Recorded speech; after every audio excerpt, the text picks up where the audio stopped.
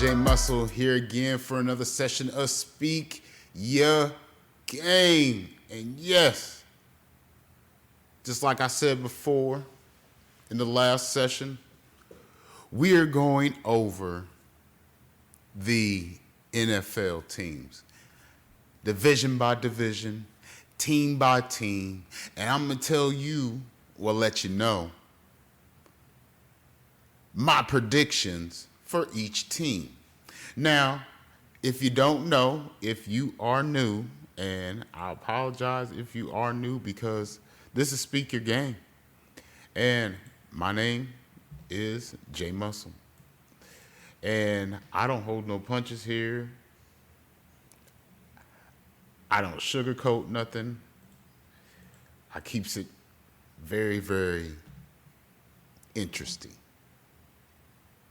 Very interesting. And one thing that I do know is that some things aren't going to change. I'm going to let you know that some things aren't going to change. And for those hoping that things are going to change, I have to sadly let you know nothing's going to change. You're not going to see nothing new. And if you don't know what I'm talking about the AFC North. I did talk about the Cincinnati Bengals. I did say that they were in good position to do well in this season after their defense played horribly bad last season. So we're going to move on to the next team I'm going to talk about. And there's probably going to be a lot of feelings hurt because I know quite a few fans of this team. And I'm just going to let you know now, as I go through these divisions, as I go through these teams, I'm not going in alphabetical order. I'm just going to let you know that now. I'm not going in no alphabetical order. So the team I wanted to talk about was the Pittsburgh Steelers, because a lot of people think there's going to be something different about what's going to happen with this team. And let me just be a nice guy about it then, all right? Let me just be a nice guy about it. Let me be a type of person to go ahead and leave it up to you, to fans, what to think. Let's leave my bias out of it. How about that? How about we do that? How about we leave my bias out of it, and I'm just going to hit you with some facts, some stats, and then some predictive truth. We'll say that. We'll say predictive truth. Now, if you're just getting in, we are talking about the Pittsburgh Steelers, the AFC North. I've already talked about the Cincinnati Bengals. If you haven't seen my predictions and stuff on the Cincinnati Bengals, I suggest you go ahead to Speak Your Game on YouTube and give it a look, and go ahead and leave your comments, leave a thumbs up. Hey, also subscribe, because we're just going to get into it. We just go into it. I can't say anymore without giving it all the way. So we talking about the Pittsburgh Steelers. And before I start this, I'm going to say this is just facts. So there's no more Coach Mike Tomlin. After 19 years of him coaching the Steelers, it's going to look a little odd for him not to be on the sideline. I'm not a Pittsburgh Steelers fan, but I got used to seeing Coach Tomlin on the Pittsburgh sideline. 19 seasons, most consecutive non-losing season by a coach. 13 playoff appearances, 8 division titles, 3 AFC championships, 2 Super Bowl appearances, and 1 Super Bowl. Was at one time the youngest coach to win a Super Bowl. You could only thank Coach Tomlin for putting in all the work, all the time, all the dedication into the Steelers. He did a good job. Future Hall of Fame coach. But, like we all know, the game does go on. Things have to progress. And just because a coach is gone doesn't mean another good one ain't coming in. So the Steelers decided to bring in Coach Mike McCarthy. Mike McCarthy, if you don't remember, he was the Dallas coach for a little bit. He was also Aaron Rodgers' coach when they was in Green Bay, and they had a little scuffle, a little scaff, and then they parted. Well, hey, as you see, you never know what happens in the future, and we have them uniting. Coach McCarthy, Aaron Rodgers, together again. They won a Super Bowl together. 8 straight playoff appearances in Green Bay together. 3 divisional losses, 2 conference losses, 2 wild card losses, and 1 Super Bowl win. I'm just stating the facts. Hey, don't get mad. Don't get mad. Now, as I've been reading articles on the Steelers, there's been a lot of talk, I would say, about Aaron Rodgers, Coach McCarthy, and them getting the timing together. The timing that Aaron Rodgers is used to, and he's been trying to, wants to push, and maybe he's been trying to push it as Coach Tomlin been there. But that is the plan. That is the plan. There is only one thing that I want to throw out there. Aaron Rodgers is 42 years old. Let me say that again for y'all in the back. Aaron Rodgers is 42 years old. This is not prime Aaron Rodgers that would kill you passing the ball and had some great moments. Hey, nothing to take away from him, but Father Time is undefeated for a reason. So we're going to go ahead and dive into this question right here, Steelers fans. Could the talent of the defense carry Aaron Rodgers to another ring? Yes, it has happened before. It happened in Denver with Peyton Manning when he went there. The defense was so amazingly good. Also, they had some real killer wide receivers there in Denver at the time, too. And Peyton was able to get another ring. Okay, that is the example. But I want to know, Steelers fans, NFL fans, what are y'all thoughts on the defense carrying Aaron Rodgers to another ring? It could be possible. Anything can happen. Hey, any given Sunday, you can win or lose. It's simple as that. But let's talk about this defense for a second, because if you've watched football, NFL football, throughout time, you may have heard how stout the Pittsburgh Steelers defense is, and always have been. It's the part of the culture there at that franchise.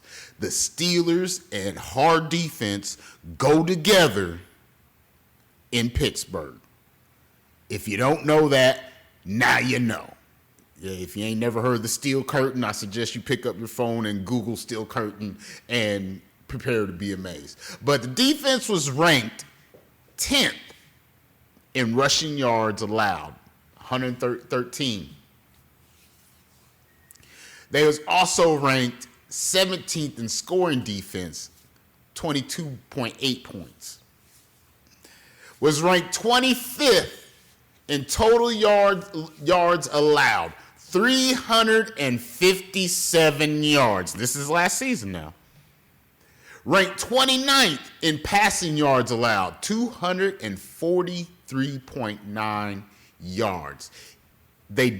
Teams kind of did what they wanted to the Pittsburgh Steelers. The stats say it. I'm not putting words in nobody's mouth. I am just reading the stats that was given to me by ESPN and reference Football Focus. Yes, preference Football Focus. I'm just going to let y'all know. These are the stats that I have read. So, Steelers know, hey, this ain't really how it really works here. So, let's go ahead and make some moves to tighten up this defense. So, they go and hire ex-Raiders defensive coordinator Pat Graham. Hey, awesome dude. Hey, he had Max Crosby and Raiders looking like a beast with the situations that he came up with. And hey, he runs a hard-hitting, aggressive 3-4 scheme. Kind of fits with the Pittsburgh Steelers, right? He also has T.J. Watt, Alex Highsmith, Nick Herberg. He has more ways to be creative to get to the quarterback and pressure the offense. Okay, cool. It sounds good. With the talent that the Steelers got on the defense, they already have, yes, it is a good defense. They are going to cause problems with teams in the AFC North. Let me repeat this. They will cause problems with NFL teams that they face this season. The defense will. It will be a very, very hard-hitting defense. But here's where it gets a little sketchy. And like I said, hey, don't shoot the messenger.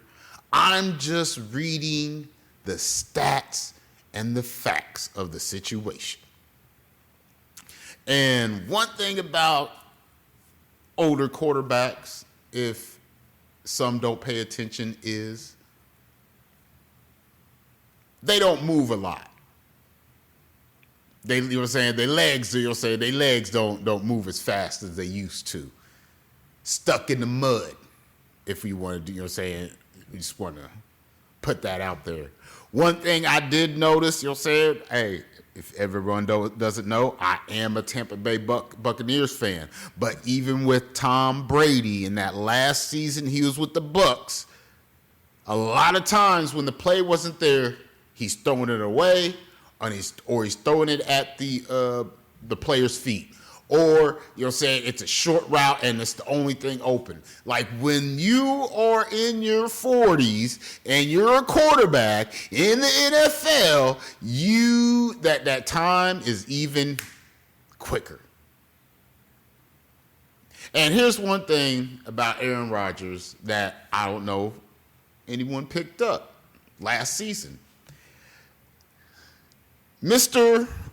Aaron Rodgers last season threw the ball shorter and quicker than any other quarterback in the NFL. Y'all can look this up. He threw shorter and quicker than any quarterback in NFL history, targeting players below 10 yards, 71% of his attempts. Highest rate in NFL in past three seasons. Let that sink in for a little bit. Remember how I'm talking about? You got to get the ball out fast because they're coming, for real. Your legs ain't working like you used to. Put this together for you. Let me put this together for you. And then you're saying, let me add something else to you. Let me add something else to it. 39% when the play broke down, 10% of those third downs, he took a sack. Yes, he took a sack 10% of those times. So he can't get away like he used to. He can't move like he used to. And it's nothing against, it's no knock against Aaron Rodgers. He is amazing. He is Hall of Fame quarterback. He was deadly in his prime. But we're talking about Aaron Rodgers right now. Under Coach Tomlin, there were players that could not get open 10 plus yards. Why is that? Rodgers only threw, he only attempted 23% of his passes that went over 10 yards, completing 54 of those attempts, but it's a problem. Yeah, you know what I'm saying? If you pass the ball twice, 5 yards, twice, yeah, you get a first down. Yeah, I get it. But what happens when the defense is cheating up? And you got to rely on throwing 10 yards plus. They didn't have it last year. So Pittsburgh Steelers said, let's go ahead and grab somebody that can help Aaron Rodgers out. And they went out and found, traded for Michael Pittman Jr. from the Colts. Real good receiver, real bully-like. They're assuming with him and DK Metcalf together, they could just bully the defense, which DK Metcalf was there last year. I just want to get that out there. DK Metcalf was there last year. So, okay, one side was getting double teamed, and the other side probably had someone who wasn't able to get open. Let's just say that. So you have DK Metcalf on one side. You're going to have Michael Pittman Jr. on the other. And, it's not a downside. Michael Pittman Jr. is a ball bully. You know what I'm saying? Tends to get open past 10 yards plus. It could work. With them two in there, I like DK Metcalf too. Like he was shining in Seattle a little bit, then he got hurt, kind of fell off, and then he moved to Pittsburgh, and he had a couple games where he was nice. But can DK Metcalf shine this season with Aaron Rodgers throwing him the ball? So they got, so they added someone to the wide receiver to help Aaron Rodgers get the ball to. Now, no knock against the rushing. Rushing always been something really, really nice in Pittsburgh. Yeah, the bus. You know what I'm saying? Jerome Bettis, So they do got a little bit of hopefulness with Jaylen Warren. Last season, he ran for 954 rushing yards, 6 TDs on 211 carries. He can get it done. If they give the ball to him a little bit more, it gives Aaron a little bit more or less time to throw the ball to possibly not get hit. Rico Dowdle, he was killing it in Carolina. 236 carries, 176 yards rushing, 6 TDs. Steelers signed him for free agency for 2 years, $12.2 million. Okay, you got the running there. You got wide receivers. You got the running game together. It seems like it's coming together, right? Okay, well, you still got to deal with the offensive line. You know the offensive line is one of the highest paid youngest units in the NFL. Let me repeat that for y'all. The O-line is the youngest, highest paid unit in the NFL. They hired James Captain as new O-line coach. They make it move. They switching things around. Coach McCarthy flipped around Troy Fananu to left tackle and Mason McCormick to left tackle. It's going to be a dogfight in training camp with on that right side, right guard, Spencer Anderson and Brock Huffman. They got some real nice things going on with the offensive line. I can't lie about that. Right tackle Broderick Jones coming back from injury. They drafted a dude named Max in the first round. They're fighting for the starter spot. I mean, could this offensive line keep Aaron Rodgers upright? I want to know what y'all's thoughts are, Steelers fans. Can this high paid, they like one of the highest paid offensive lines in the league. Is the money going to be worth it? That's the question. Is the money going to be worth it? Because it's going to have to. I know they got their center, Zach Frazier, monster in the middle. But if you didn't hear my last session, there's a team in their division who just revamped their defensive line. And if you don't know who I'm talking about, I suggest you go back to the last session and see who I'm talking about. You know what I'm saying? That's the Cincinnati Bengals. They have revamped their defensive line, and they're looking to cause trouble. The Steelers have spent all this money on this offensive line to get Aaron Rodgers to at least one more dance. One more ring. Now, while the defense will return to their ways of stopping offenses, the Steeler defense will be facing some serious fast defenses. And, I mean, it don't look good for the Steelers. They're in the middle of the pack when it comes to schedule. And the first half of their schedule, it's workable. It's the second half that's a problem. And I'm just going to run. I'm going to run through it with y'all right quick because I'm going to ask y'all the question. I'm going to ask y'all this question, and I want to know y'all's answer. Now, week 1, week 2, okay. Week 1, they play Atlanta Falcons. Like I said before, you never know what type of Atlanta Falcons will pop up on you. They're a hit and miss team. Their run game could be good. Just their under center, it just be iffy. Bad decisions, missed passes, stuff like that. So I'm going to go ahead and give the Steelers a win on that. New England, are they going to be the same thing that they was last season? Sometimes when you get tape on people, things don't really go the same type of way as it did the season before. So I'm even going to be nice with this one. I'm going to say Steelers will win this one. This will be like a close one, like 23-21 type game. Now, we fall into week 3. The Cincinnati Bengals, the revamped defense, their defense, head-to-head. But on offense, like I say, player to player, pimp to pimp,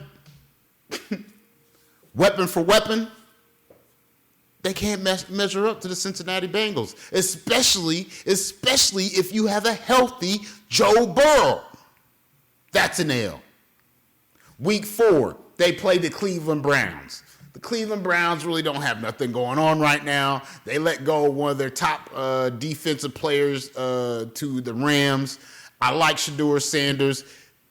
Could a miracle happen? Yes, a miracle could happen. But stat for stat, player for player, weapon for weapon, they're not beating the Steelers. So I'm even going to go with week 8, they sweep the Browns. So Week 4, we're looking at 3-1 by week 4.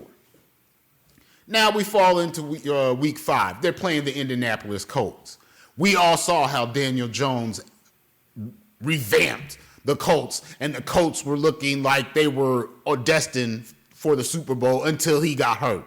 He got hurt. He's been running with the offense. He's been doing defensive stats and stuff with the team. He's heading into training camp. He is looking like he will be there for week 1. So I'm sorry, you're going to have to take an L to the Colts. Player for player, weapon for weapon, that don't measure up. Steelers get stomped by the Colts. Full touchdown on that one. Now, here's where things get a little iffy. Week 6 and week 7. Week 6, they play the Tampa Bay Buccaneers. Now, that might be a nail-biter of a game. A lot of back and forth. Tampa Bay's the new defense, their new guy and everything got going on.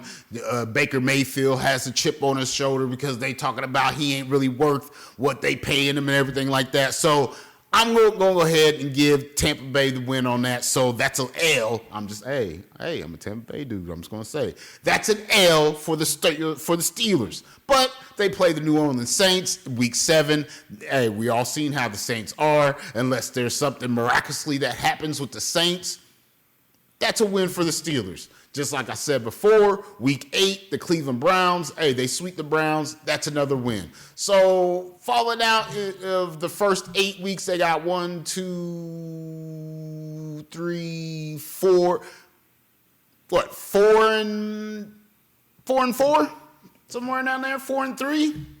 They get a bye week in 4 and 4. They get a bye week in week 9. They play the Cincinnati Bengals again. So let's say they split those games. So, okay, they get that. Week 11, Philly, L. Denver, L. Texans, L. Week 14, they had the Jaguars. Back and forth type of teams. I'm going to go ahead and, the Steelers go ahead and win that one. Here's where it gets a little iffy. It's late in the season. We already know Aaron Rodgers is in his 40s. He's going to be taking bumps. He's going to have bruises. Can he survive the season? They play Baltimore week 15. That's going to be real big for that defense. Facing the Baltimore Ravens, who like to run with Lamar Jackson, Derrick Henry. How's that defense going to hold up? I'm going to say don't hold up too well, and they can't match scoring for scoring, player for player, weapon for weapon. The Steelers lose to Baltimore, and I'm going to let you in on this one too. When they meet week 18, the very last week of the game or week of the season, they lose that game too. But they do